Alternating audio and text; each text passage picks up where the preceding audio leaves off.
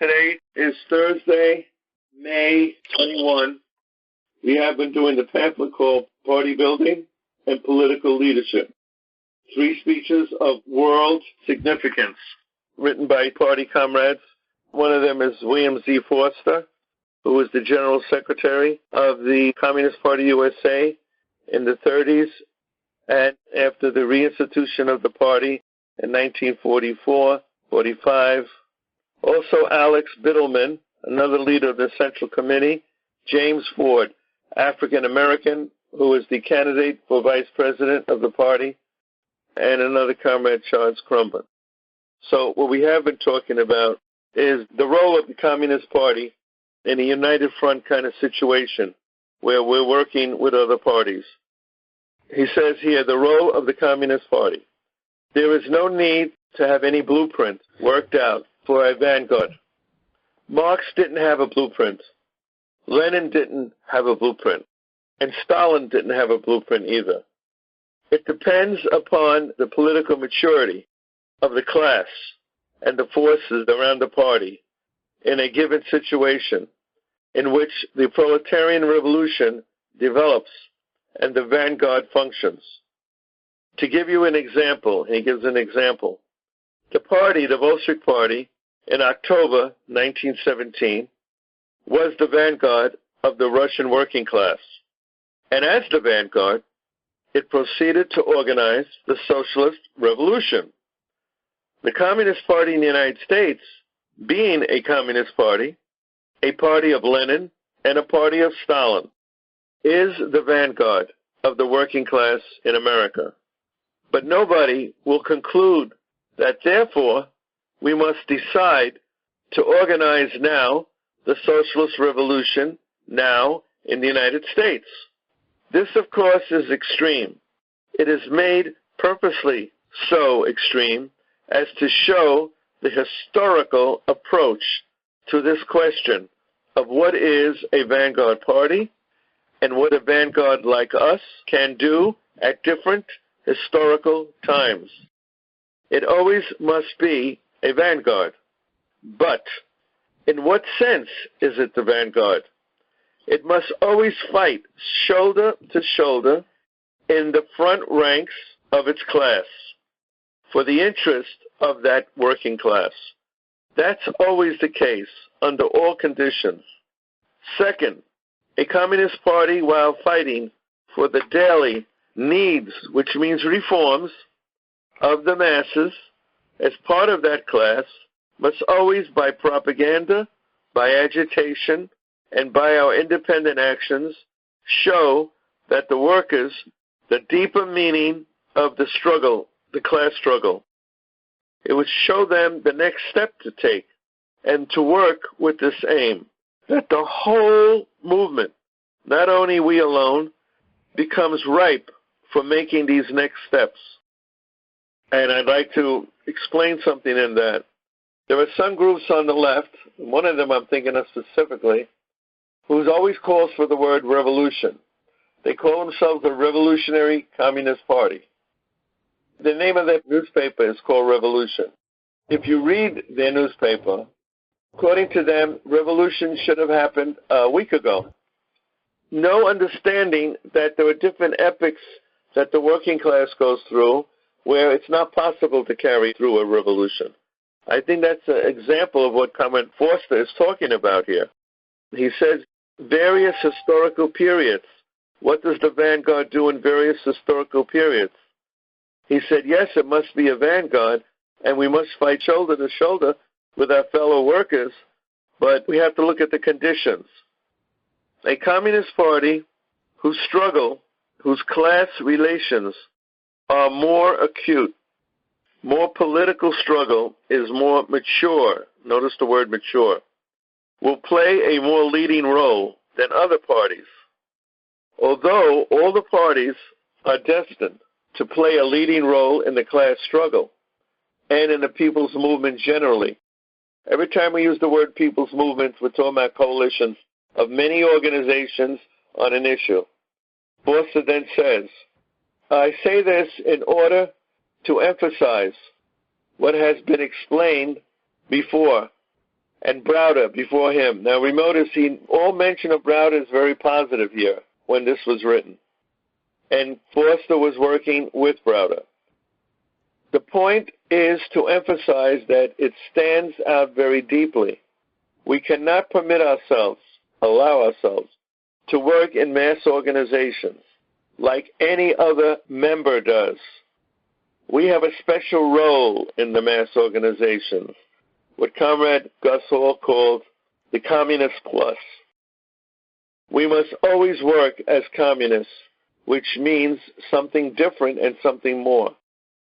And to further emphasize, while we, as the vanguard, must always endeavor to bring the movement towards its next step, the general movement, let me discuss the idea of pushing forward the whole movement, the entire movement, and not just ourselves.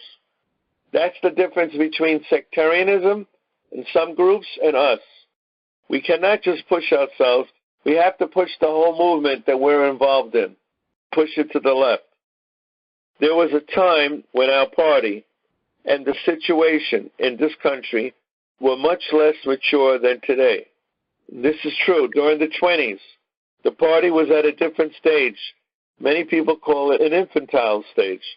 We were a party at that time mainly of propaganda and mainly of agitation and leaders of minority movements, very important ones, movements which played a very great role in making possible the present-day upsurge. For example, some of the movements that we were involved with in the 20s was the Trade Union Unity League and the Trade Union Educational League.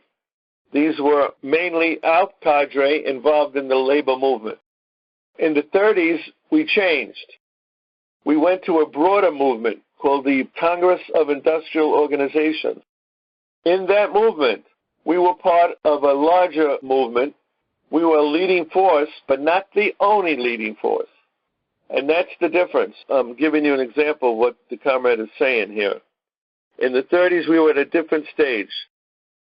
We could more easily afford to make more rapid transitions in the direction from a lower stage to a higher stage.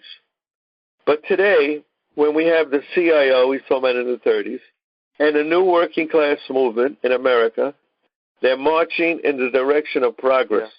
Yeah. And it doesn't say they're marching in the direction of socialism, but in progress. It has become somewhat different.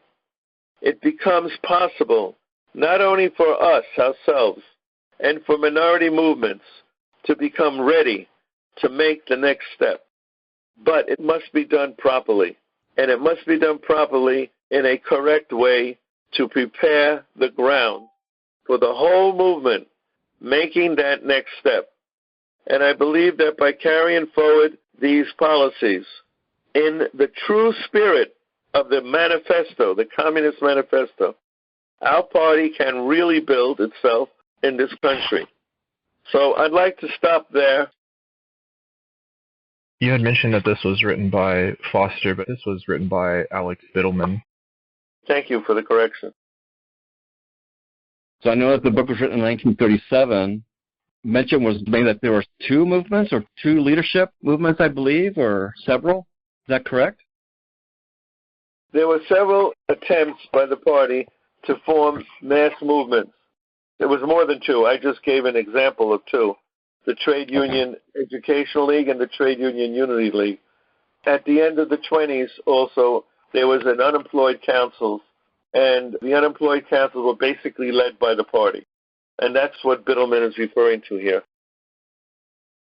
I'm very eager to find out your response to the concept of pushing the revolution at one stage or other stages of development.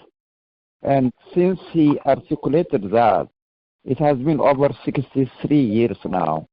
Do you think, as a senior politician of the party, that any progress has been made from the vantage point of a proletarian revolution?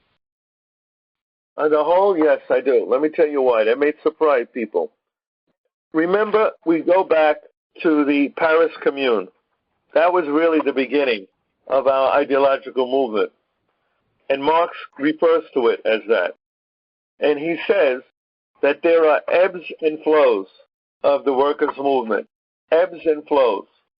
So like the water from the ocean coming onto the shore, the water comes in, it goes a certain level, and then the water recedes. Look at it that way. Then another wave comes in, and it goes a little further, and then it recedes. And the next time, and it keeps doing that until it keeps going. Then at one point, at the end of the day, the water recedes all the way back into the ocean. He calls it ebbs and flows. This is Marx, ebbs and flows. So I learned through that the Paris Commune was the beginning, and it lasted 70 days, and it was drowned in blood.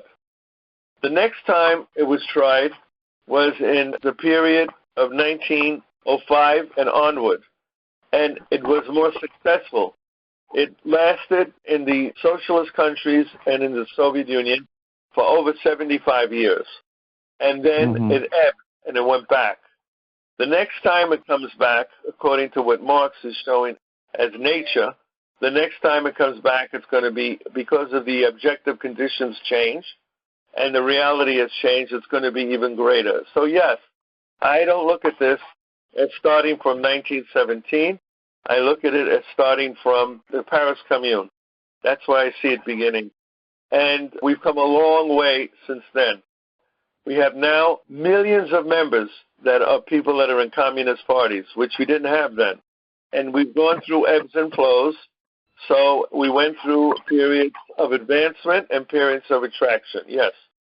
Thank you.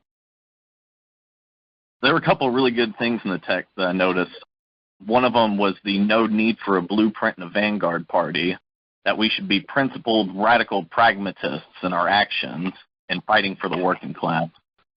It was interesting that we did so well in the 30s with the CIO. How could we prepare the ground today to bring that ebb back to shore? The world today is very different than it was in the 30s. Remember, the communists had proven through organization that they were the top dog in the left. It wasn't a socialist party anymore. The Communist Party actually replaced the Socialist Party because of the Russian Revolution and World War I. The communists were opposed to World War I as a war of imperialism, and they supported the 1917 October Revolution, where other people who claimed they were left didn't. And the militancy of the party in the 20s actually was positive to a certain extent, and it gave rise to the more matureness of the 30s. Like all children, we go through steps, and we notice some of us are more militant when we're younger, and as we get older, we mellow a little. Some people mellow too much, and they actually go out of the whole working class movement, and they actually materialize on the other side of the fence. But some of us do learn through our maturity, and we now see things, in my opinion, in a more mature light. So your question is, how can we do it again? Remember what happened after 1991. There was complete demoralization throughout the whole communist movement. Complete. Many parties went out of existence within a year or two. They said, we're no longer communists. We're disillusioned. But there was a rebuilding that began in that period. People started to analyze all over again what happened over the last 40 years, what went wrong. And one of the books I recommend to everyone, Socialism Betrayed. You should really get that book, comments, write it down, get it. That book is excellent to explain how there was a rot, R-O-T, that was developing within the party. And it came from different sources. It just didn't come from one source. It started with the attack on Comrade Stalin by Comrade Khrushchev, and escalated into a disillusionment in the communist movement with the Sino-Soviet split, which did not help us. Contrary to the belief of Maoists, it did not help us. That split hurt us. Remember what happened with Browder, 1943. Dissolved the party. There were people in the party leadership who disagreed. But when we had a party discussion, democratic centralism, they lost out. they lost out. So instead of leaving the party, picking up their marbles, and they said, we lost this round and going home, they stayed in. People like Forster stayed in, and when there was a fight back against the revisionism, the liquidationism of Browder at the time, we were able to succeed. We had help from international communist parties. The French Party, which was solid at the time, after fighting the resistance movement, the partisan movement against German Nazism and occupation. They were steeled in that. So they helped us. Jacques Duclos was the famous member of the French Parliament who did that. So before our party started, the Greek Communist Party reevaluated their whole position since 1956, when Khrushchev came out with his denunciation. The whole Greek party changed their view. That was the beginning of a change, in my view, of the international communist movement. We are now at the point of rebuilding. We are now at the point of starting a new party, working for our next Congress, integrating the many, many, many people who have applied for membership in our party. In the 30s, why didn't we try and build off of that and try and start the revolution back then? That's a good question. It was not right. Very simple. It was not right. If we would have had a revolution then, remember what was going on in this country at the time. The right-wing forces tried to overthrow, if anybody doesn't know this, the Roosevelt administration. They tried to send the military in and overthrow the government. So the right was doing that. We, at the time, were just beginning to work with the Roosevelt administration. I believe it was correct that we didn't fall to adventurism and have a revolution then, which most probably, because of the forces, would have been drowned in blood. The military was still behind Wall Street. It was still intact. Plus, you had the people on the right who were pushing to get rid of the central government from the right. It would have definitely failed, in my opinion. I don't know if people agree with that, but my understanding is would never have succeeded. And what happened with Roosevelt, where he saved capitalism with bandages for socialism, we should not look back in the year 2021 or 2060 or 1960, where people on the left were saying Roosevelt saved capitalism and we should have been more forceful. That's an incorrect dialectical analysis of the forces on both sides. In the 90s, I'm glad you mentioned the Greek party, and then also there's another party in Korea, which is very interesting. I think this is interesting for Americans to know this because we think that these people don't know anything and they live under rocks and eat dogs and stuff. There's a great text by Kim Jong-il, and it's called Socialism is a Science. And I recommend that everyone read Socialism Betrayed, and then also this Kim Jong-il book. In the 1950s, there was truth to Joseph McCarthy's accusations that there were communists in the State Department. And Roosevelt opened up the doors to that. Remember, people like Francis Perkins were very progressive. Remember, Eleanor Roosevelt was a keynote speaker at the Young Communist League meetings that had changed their name during the war to American Youth for Democracy. That was the YCL that changed its name. It was still the same animal, but it broadened its name. So there was a lot of truth in that. And that's why Reagan, when he came into office, he said he wanted to get rid of the last 35 years. So if you go from 1980 and you go back 35 years, what do you come into? The Roosevelt administration. So without saying the words, that's what Reagan was talking about. And the first thing Reagan did was to privatize all the national hospitals in the country. We had one here in Staten Island.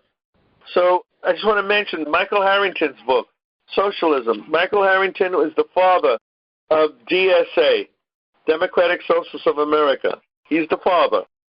He spawned an organization called DSOC, Democratic Socialist Organizing Committee, and that became DSA. In his book, which is over 300 pages, called Socialism, he says in his book, and he's an enemy of the communist movement. Remember that. Social Democrat.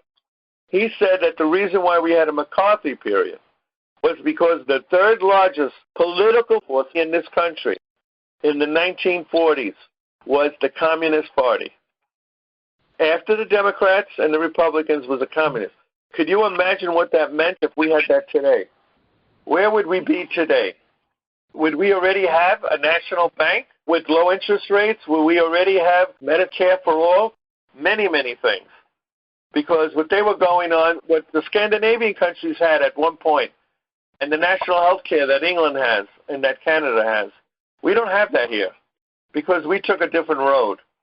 So the question originally, the revolutionary movement was not at that point. There were too many forces against us. But we were on the advance. We were on the offensive. We were not on the defensive the way we have been recently. When you were speaking about post-1991 and the rebuilding of the communist movement, and that's sort of where we've been since, is trying to rebuild it, I distinctly remember reading about one particular event in Pyongyang, the Pyongyang Declaration. I don't know much about that beyond that it existed post-91. I'll tell you what came out of it that's important.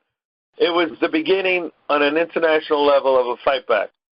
Remember, there was a fantastic youth festival in 1989 in North Korea capital, Pyongyang, and it was very successful.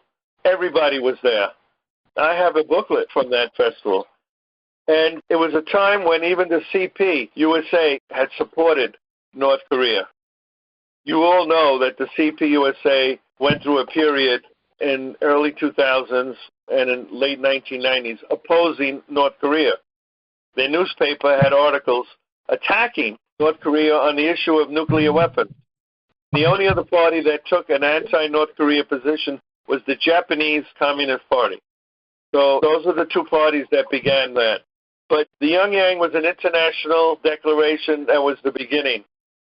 Remember what happened in the CP USA. In 1991, there was a declaration and the initiative that was signed in the CP where they broke away from the CP and they formed a new formation. Didn't even have the word communist in it. They called themselves Committees of Correspondence for Socialism and Democracy. And that group was led by many of the black leadership of the party. James Jackson, Angela Davis, Tanya Davis, and the people from her club, James Steele, who was the head of the YCL. They're the ones that left, and they left on the issue of Gorbachev. They supported Gorbachev's reforms. The other thing is they were opposed to the leadership of Gus Hall. And that has to be looked at in a complete picture. Because on one hand, you had a regrouping starting around the Pyongyang Declaration and around the Greek Party. On the other hand, you had a further consolidation against those people who are anti-communist, who are anti-Marxist-Leninist. And it's a whole thing that people have to understand. And the key word is everything was a movement. Everything was in chaos. The center was falling apart. People were going to the left and the right. Like chemistry, the centrifuge, if that's what it's called, when you put your test tubes in there, and when you spin it very fast, everything goes to the extremities. Back to the text. Now remember, this was written in 1937, when we were in the midst of everything. Comrade Browder, in his report, called The Need for Building a Mass Party, Comrade Browder in his report said that the fact that our party is not growing as it should grow, and that our newspaper, the Daily Worker, which was a daily paper, one of the best papers in the country, and a communist paper at that, is growing slowly. It is an intolerable situation. I should like every comrade to take back home from this conference exactly this fact, and here it is, that it is an intolerable situation, and the situation must be changed. We have to make our party understand why is it on the same general abstract ground that it is intolerable, ? And are there some more immediate and more acute reasons why it is intolerable? I want to communicate to you a certain opinion related to this problem given to me by a sympathizer, not a member, a sympathizer of our party, a very intelligent person and very helpful to the party in many ways. friend in the best sense of that word, friend. And he wanted to know why it is that communists are so anxious about getting more members. Does that sound familiar to everybody on this phone? Why we're so anxious about getting more members to the party. So this comrade said, you have about 40,000. Listen to this. Conscious communists, well-organized, well-disciplined. Those were the cadre of the day. That's the cadre. They are really leaders. As we said many times, cadre means future leaders and present leaders. They are really leaders. They're not just rank and file people. You have a press, a newspaper. You have a program, means the party. And we have a political strategy which commands attention among wide masses throughout the country, even throughout the world. And you are making your general political influence very strongly felt in many places, thus enabling the movement in general to go in the correct direction. Gus Hall said something once that stayed in my mind, and I never really forgot that. He says, it's not the numbers of the party, it's the ripple effects that we have, the people that we influence, who are not members of the party but are close to the party, are sympathizers, who are not joining for one reason or another. He says, but these people are part of our ripple effect. And he said, you take a rock and you throw it across a lake, and you'll see the ripples go way, way, way far out from where the rock sank down to the bottom of the lake. The ripples keep going. That's what we have to do. So that's why we set up mass organizations. Our numbers and our influence is not just in the party itself. It's in the mass groups and the actions and the campaigns that the party participated in. I'm finding out through the Internet what people are telling me, why people are coming to us in the Internet. They said they hear only good things about the party. Now, be careful with that, because that means the other shoe may drop, comrades. There's always one or two people in our movement who's not really with us. They're working indirectly, not consciously, for other forces. So they may spread a rumor, and it'll catch on like fire. So right now, people are coming to us through word of mouth. People are coming to us because they know other people in the party. And we're in a great growth. We keep growing every day. So the issue to get out of this is the ripple effect, not the numbers, but the ripple effect. Then he mentions, this friend said, the general direction in which the CIO, Congress of Industrial Organization, is going is in the direction in which you would like it to go. That was a question. And the answer was yes. The CIO was a successful campaign led by non-communists and communists working together against those anti-communists in the labor movement. And we succeeded. We failed in the 1920 because it was too narrow and sectarian when we had the Trade Union Unity League. But we succeeded with the CIO. So much so that the government in 1947 passed legislation that said of the communist CIO unions that were led by Communist Party leadership, that there were 18 unions founded, and out of the 18, 11 were led by communists. This is according to the government of the U.S. Therefore, according to Truman and other forces, we have to destroy that communist element. Again, similar to the Michael Harrington. Don't forget the Michael Harrington quote, that we were the third largest political force in this country, and that's why the Democrats and the Republicans joined forces in the 1950s to destroy this party. So the same comrade says, why are you so anxious about the slow growth of the party? The social revolution is not yet around the corner. For the present time, you can fulfill all of our important tasks as communists with the approximate number that we have. This is another quote. If you begin to grow, since even from your own point of view, you will have to work with progressive allies, will these allies not become fearful of a larger party? Would it not be better strategy to remain about your present size and still have the influence over the whole movement sufficiently by your correct policies? Of course, you have got to recruit, but why be so impatient about it? And the author, Bittleman, says, I found the exposition of this point very important from this, that it contains a certain plausibility that truth and untruth are so well mixed that I should not be surprised to find that this is not only the viewpoint of this sympathizer, but it's actually the viewpoint of many other sympathizers with the same point of view. That's why they're not joining the party, they just sympathize. Perhaps some within our own party itself hold this view. There may be a feeling that, well, of course we want to be a bigger party. Who doesn't want to be a bigger party? But why is it so essential that we must go ahead and become bigger? Well, it is necessary, and he gives an example. Let me go back to Engels. Engels he's going back to, and what he thought was the particular nature of the American labor movement. This is Engels on the American labor movement. He said, one thing that distinguishes the American labor movement from all the other countries' labor movement at that time was that the American working class has been making numerous starts, numerous beginnings, upsurges, and tremendous importance in scope, in militancy, and in revolutionary display of instinct. And they suffered just as many setbacks, getting back to the ebbs and the flows, comrades, the ebbs and the flows. We know that that is the truth. And then Engels said, why was it so? And he answers it himself. Because the big mass movements of the American working class lacked the backbone of a revolutionary party, the vanguard.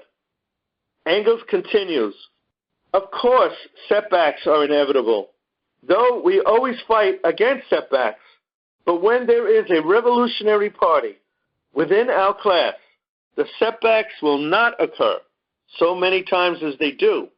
And when they do occur, they will not be so disastrous. But when there is no revolutionary party within the working class, then any kind of setbacks will be disastrous. Today, we are faced with an upsurge. He's talking about in the 30s, with the American working class. We never saw this upsurge, unseen and unheard in the U.S. before. An upsurge which Comrade Dimitrov, now he's quoting Dimitrov, is able to characterize as the birth of the American working class as a class. That is very interesting observation. Dimitrov says what we're looking at now in the 30s is the birth of the American working class as a class. Objective conditions today, in the 30s, if we see them nationally and if we view them internationally, we cannot separate the two, nationally and internationally. They're very favorable for the continued growth of a new working class into a position, both politically and organizationally, of continued power and strength. That's why we had the McCarthy period. That's the answer right there. Yet it is perfectly just to ask, are we guarding ourselves against setbacks? No, we are not. This is an admission in the 30s. Things may take place which we cannot foresee, but we can see the strong reactionary power and the strength in our country. There is plenty of reserve power, plenty of economic and political power for reaction to give us plenty of headaches and troubles in the coming months and years. Look at Trump and what he represents. Isn't that reservoir, the people that go to his rallies, the white chauvinist people that go to his rallies who feel like they've been disenfranchised from society by the advancement of women, LGBT, trans, ethnic communities? He's saying it right here. It's the same thing.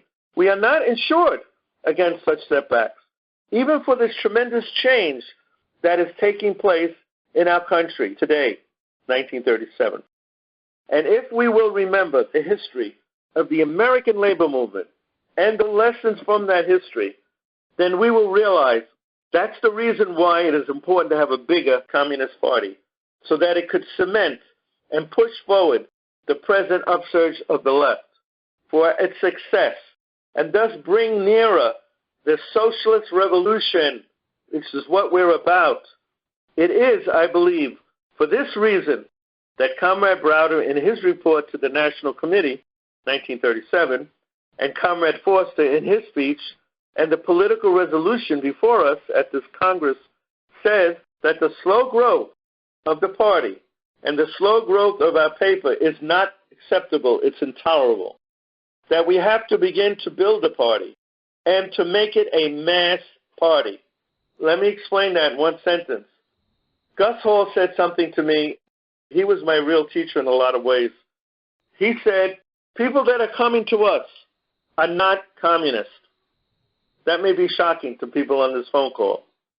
He said, these are people who want to be communists, and they're coming to learn.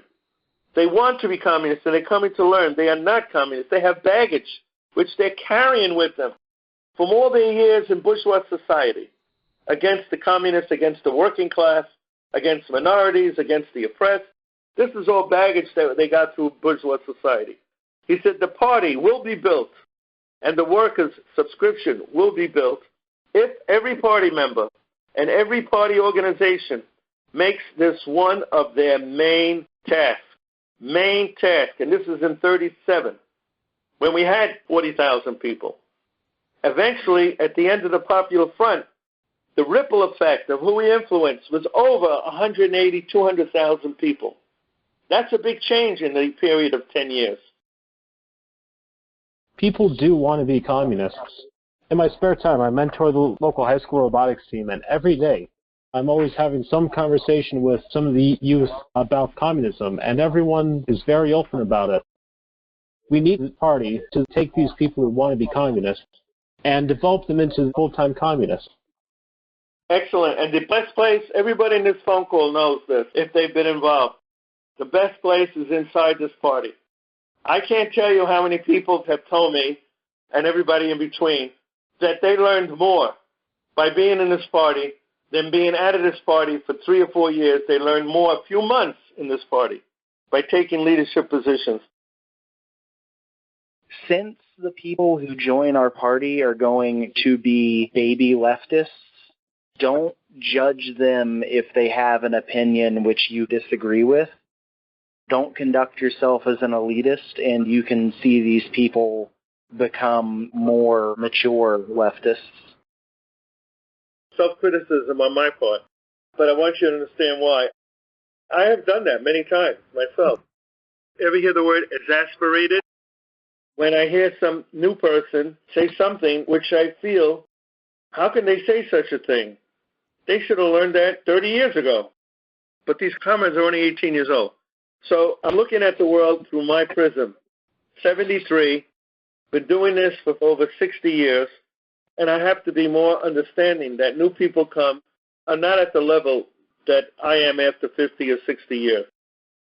The interrelationship between the party and the mass movement. Very important. This was made in 37. I read the same thing in 1970s by Henry Winston, which he said, you build a party, you build a mass movement. If you build a mass movement, you're building the party. Dichotomy between the two, the symbiotic relationship between the two. When you talked about a coup in the government during FDR, were you talking about the business plot? Yes. It happened. It's in history. It failed. One of the leaders of it was Smedley Butler. The DuPonts were involved in trying to organize that business plot. I got that from a book called DuPont Dynasty by Gerard Colby. I heard that Henry Wallace had some communists in his group. I was wondering if he was himself a communist leader. No, he was not a communist, comrade. He was a fellow traveler. He was not a communist. He was head of the agricultural department. He was a Midwestern New Deal liberal. I'll see you next class. Thank you for watching this full-length class from the People's School for Marxist-Leninist Studies. For more information, or if you're interested in attending classes, visit our website, check out our YouTube channel, or email info@psmls.org.